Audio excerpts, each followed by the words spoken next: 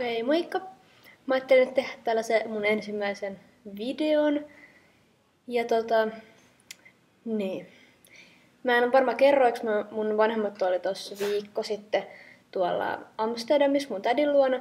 Mä ajattelin nyt videolle näyttää teille nämä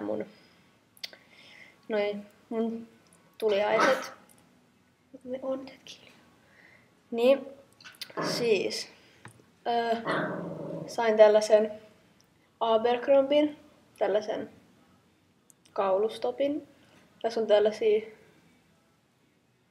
ihania timantteja. Tää on aika tämmönen pitkä, mutta se on ihan kiva sellaisten tiukkojen farkkujen kanssa. Sitten sain tämän merkkisen tollanen Maison Scott, tällainen oranssi, tämmönen pitkäihanen. Ja sitten tän alle niinku kuuluu tällainen tumman sininen,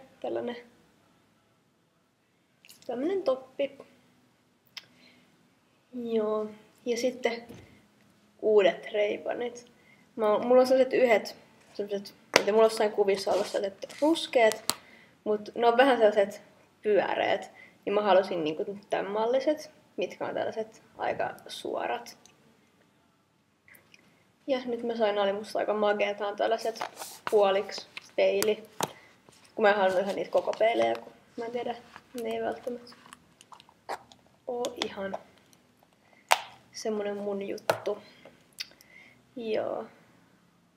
No, en mä oikeesti, mun piti saada lenkkareita ja kaikkia kenkiä, mut mulla on tosi vaikea ostaa kaikkia kenkiä, kun se koko ja sitten kun niitä on, siellä oli niin paljon kaikkia vaihtoehtoja, mä halusin sellaiset kesäksi Air Maxit, mitä vois käyttää muutenkin kuin vaan ulkoilussa ja ihan mitä, siis muutenkin kuin urheilussa ja sit sellaiset Nikein freerunit halusin, kun mä voin lähteä juokseen lenkkiin.